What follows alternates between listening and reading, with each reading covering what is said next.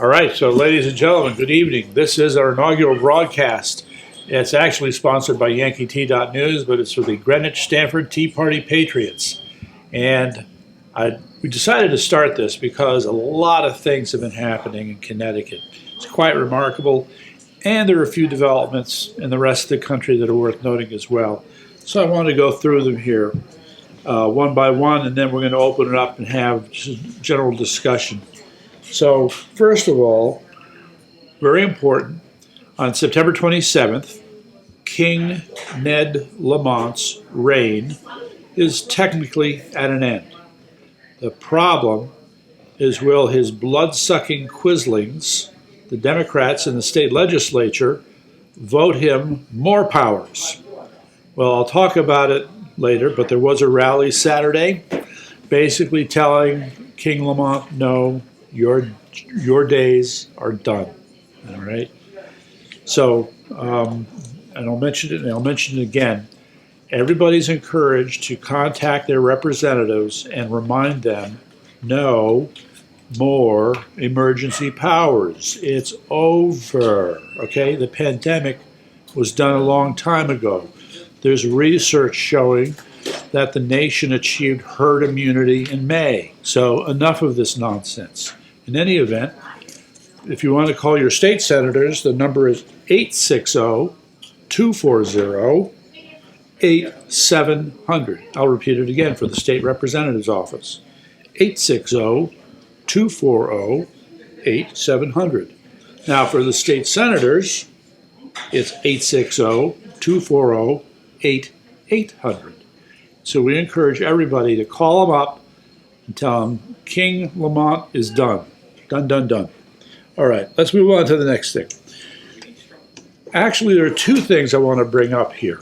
The first, and in some respects, I think this is more important, but on September 17th, the FDA announced that it was taking away emergency use authorization for PCR tests for COVID.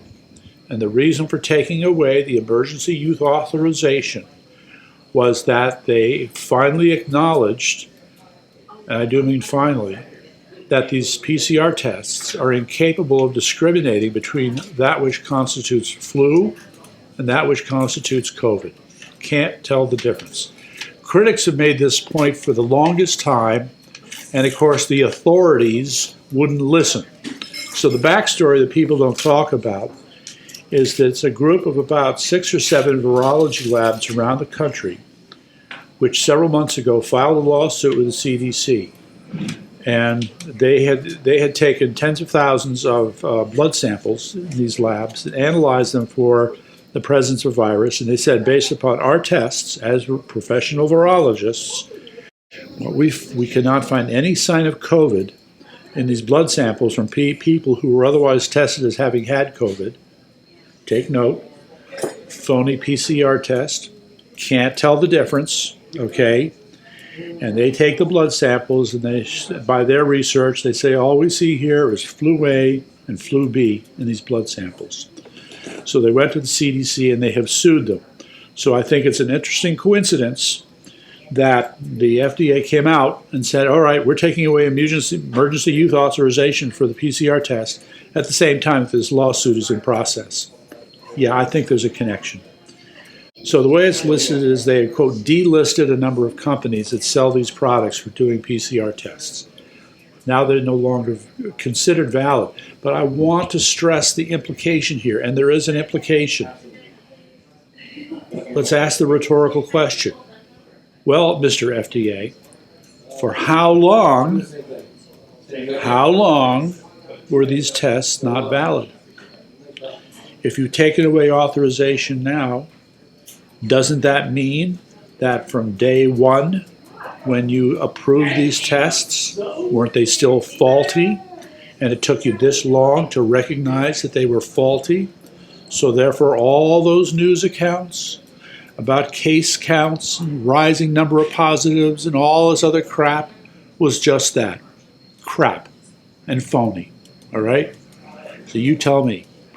All right, related to that, is the revelation from the FDA panel on Friday that voted 16 to 2 or 3 against the approving the booster shot. In that panel discussion, and later we'll be putting up the link, was a Dr. Stephen Kirsch, who made the presentation that on average, the vaccine is killing 2 people for every one that it saves. So we've got a double whammy here, folks, okay? You got a vaccine that's killing more people than it saves. You've got a test for this virus that doesn't work. What's going on? What is going on? There's clearly something wrong. All right, moving on to the next thing. Saturday, as part of the fight against renewing Lamont's emergency powers, was a Liberty rally that was held at the Capitol building at Hartford on Saturday. There were, by my estimation, around 600, 700 people. Other estimates put it as high as 1,500. It's possible. So, come on in, Louise. Oh. Right, have a seat. I'm trying to figure out where. Well, how about right there? Yeah. Carolyn didn't come? No. All right, yeah, she's under the weather. So, to continue. Is somebody sitting here? This jacket. It's all right. So the what was amazing at this rally was there were these tents that were set up, and there were all these other groups that had shown up. It wasn't just people showing up; it was groups that were trying to get people involved in different things. So I'll talk about those. The speakers were really good. They were loud. They were strong. They spoke powerfully about these problems we encountered. The audience involvement was fantastic. So it was great to see. And there'll probably be some other Liberty rallies like this. Next, just to let you know, the Stamford Republican Town Committee is sponsoring an education forum. We have 2 speakers who are going to talk about critical race theory based upon their own experience and how this has to be fought. And if you could find the Stamford Republican Town Committee website, it's a Zoom conference tomorrow night, 6 o'clock. Definitely sign up for it. And now, some of these new groups. What's interesting about these new groups is I've been doing this for quite a while now.